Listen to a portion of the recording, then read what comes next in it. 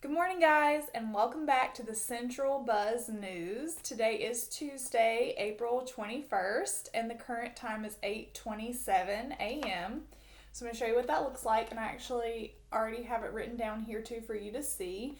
But my hour hand was on the 8, and you can see that it's starting to leave the 8 because it's going to get closer to 9 o'clock soon.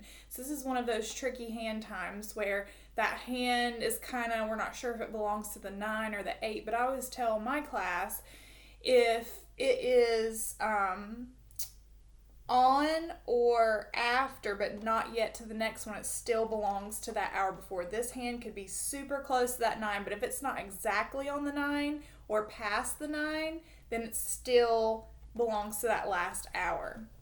So that is what 8:27 does look like. And I just want to show you too, real quick. If I take this to 8 o'clock right here, and I start going 8:05, 8:10, 8:15, 8:20, 8:25, 26, 27, because I'm having to use those little points in between, you can see that hour hand had started to move as this minute hand moves closer to that next hour. And so for our math concept today, instead of doing a multi-step problem, we're going to switch it up, and I'm going to talk about elapsed time for just a minute. So I have a problem here. I'm going to show you and read it to you. It says, Miss A goes to the grocery store at 8:30 a.m. She shops for 2 hours and 15 minutes. What time does she leave the store?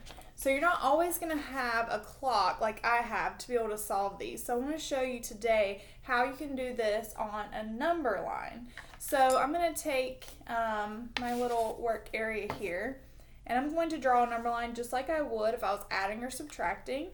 And I'm going to put my start time first. So I'm starting at 8:30. And when we use the number line, sometimes we go up by 1, sometimes we go up by tens. But since we're working in time, I can still do that. I could still do minutes all the way for 2 hours and 15 minutes. But that would just be a lot. I could do 30 minutes, which would be a little bit better, but I'm actually going to start with hours. Anytime that I see in a problem that there are hours, I'm going to start with those first, get those big chunks out of the way, and then I'll worry about the little extra minutes. So I have to think about, if I'm going 1 hour from 8:30, the only thing that's changing is the hour. So in 1 hour, it would be 9:30. And I'm just making sure that I label that I went 1 hour.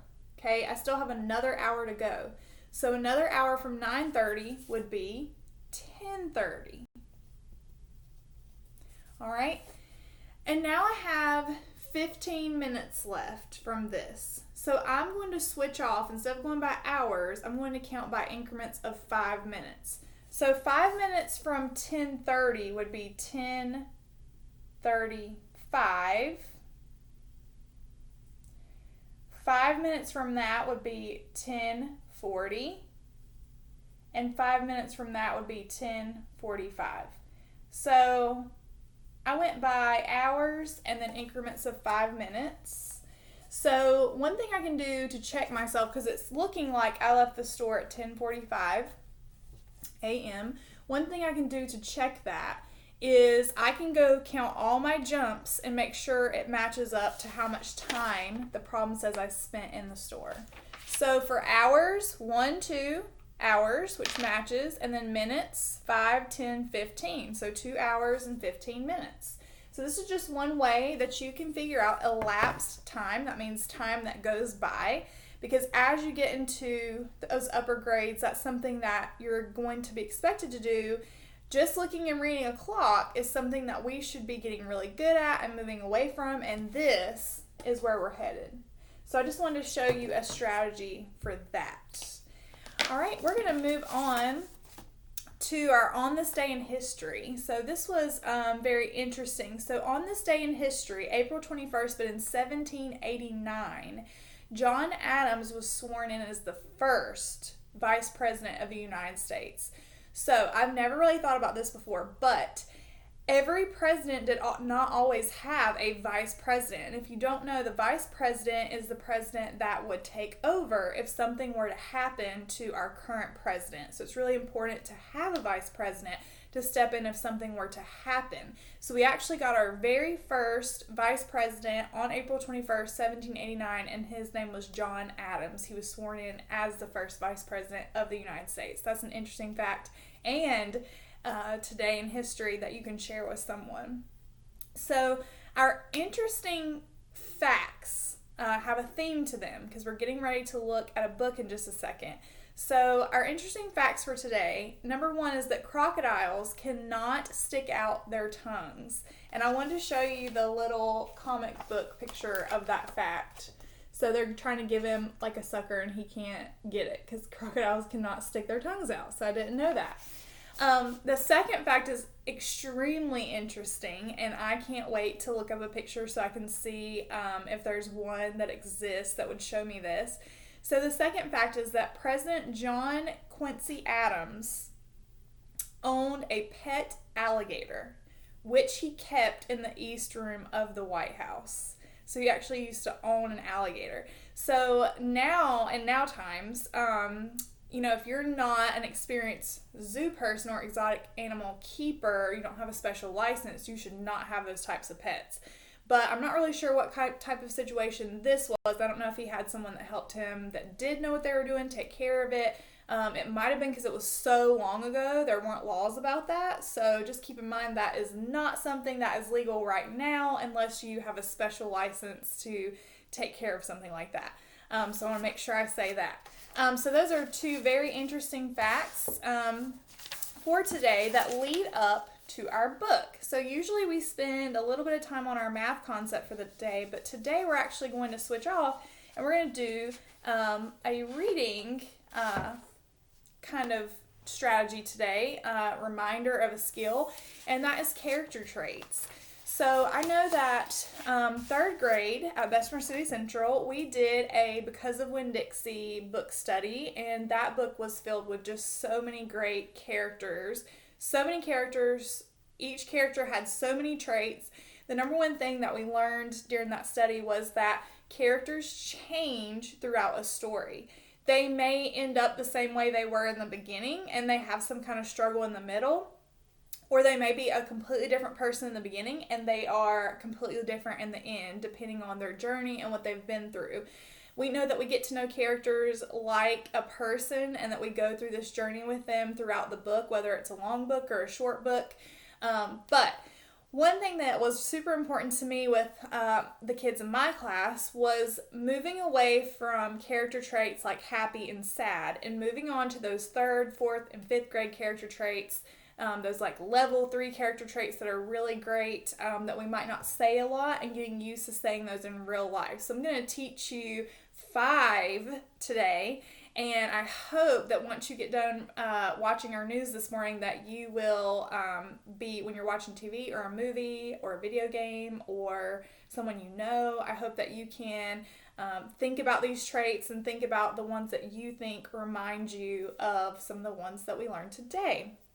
So we're going to read this story today. It's called Alan's Big Scary Teeth. And as you can see, this matches kind of like our fact animal. So that's kind of our theme for today. I got this at the book fair right before we left school. So I'm really excited. It's brand new. It smells like a new book. I haven't even got to read it to anyone yet. So you're going to be the first ones. Alan came from a long line of very scary alligators. He was known throughout the jungle for his scaring. It was what he did best. And I actually have a little chart here that I'm going to show you. So how I would describe him so far, he looks sure of himself. Happy, sure of himself. Another word for that is confident. Confident. He is very confident. He knows that he is scary. He knows he's good at what he does. He is confident right now. And I'll show you our chart at the end so you can see all the words we're going to use. Alan would start each day polishing his scales, sharpening his nails, and brushing each of his big, scary teeth for at least 10 minutes at a time. And after practicing his frightening faces in the mirror,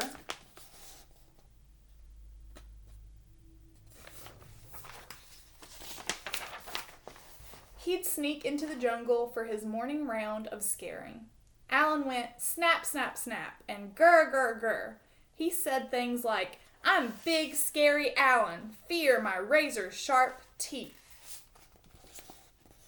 So some people might describe him here as kind of mean, but I don't really see specific things that shows he's being mean to someone. He's scaring because he has big, scary teeth like an alligator does. But I would actually still, going back to that first page, he's confident right now. That just means you're very sure about yourself. You know exactly what you're doing. You feel comfortable with it. You know you're good at it. So confident is still how I would describe him. He made the frogs leap off their lily pads, the monkeys tumble from the trees, and the parrots screech in terrible terror. "Bah ha ha! I love being scary," said Alan. Still very confident, sure of himself. After a long day of scaring the jungle animals, Alan would head back home to the swamp, relax, finish the crossword in the Jungle Times, and this is where something happens that I was not expecting. He takes out his false teeth. Nobody knew about Alan's false teeth. So those aren't his real teeth. He has false, which means fake teeth. "Good night, teeth. Sweet dreams, my scary snappers," Alan would say as he put them away carefully in his super secret hiding space.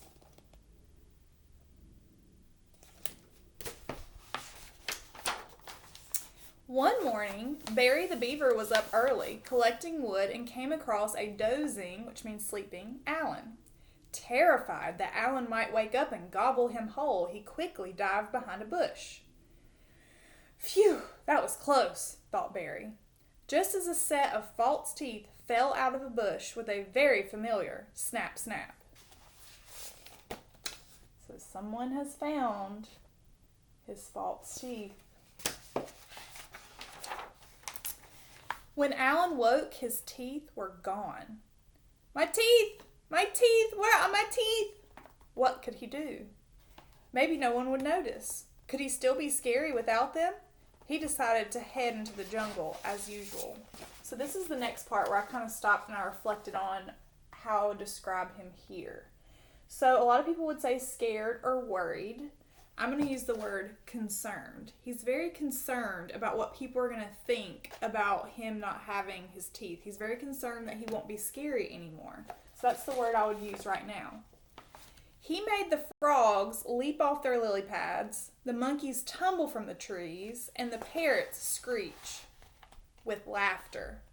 Alan just wasn't very scary without his teeth. Nap, nap, nom. Hee hee hee, ha ha ha.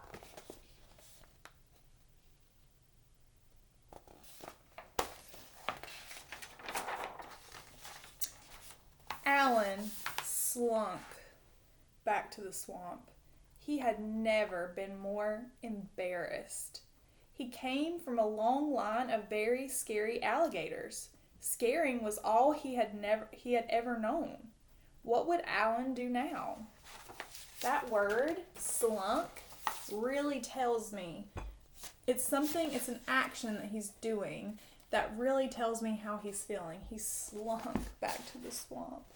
So I might say he was sad, but if I'm thinking about my bigger words, I'm going to use the word devastated. When you are devastated, you just feel completely upset and sad and just more sad than a normal, you're just sad. You are devastated. He has no idea what's going to happen after this, so I'll definitely say devastated.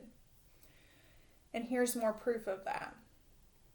Poor Alan began to cry, just a bit at first, but then the tears kept coming. He howled and yowled more than all the jungle babies put together, and he could not stop crying until... So again, he's just devastated right now.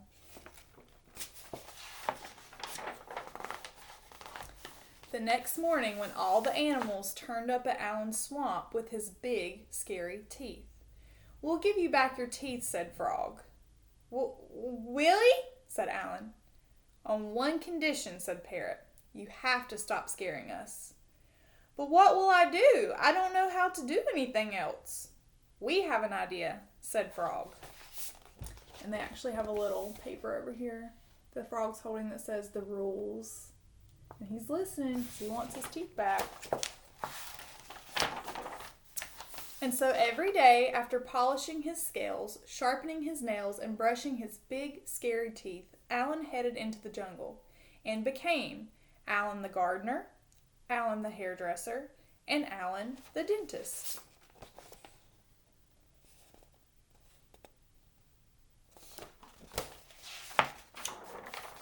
But every night, he became Alan the big, scary storyteller, thrilling the jungle animals with his terrifying tales.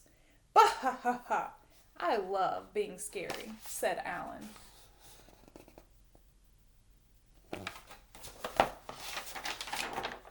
And sometimes he even let Barry borrow his teeth.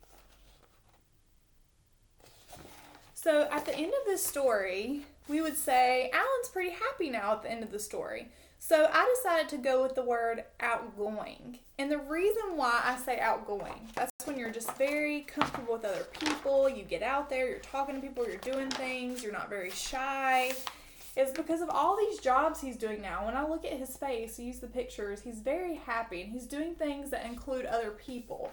So I think that he's very outgoing now because he doesn't have a secret anymore. Everybody knows this about him and they accept him. So that has made him more content. That means okay with himself and outgoing. And one thing that I actually skipped over that I want to mention real quick is on this page when it says he slunk back to the swamp, he had never been more embarrassed. Now, embarrassed is a good way to describe how a character is feeling.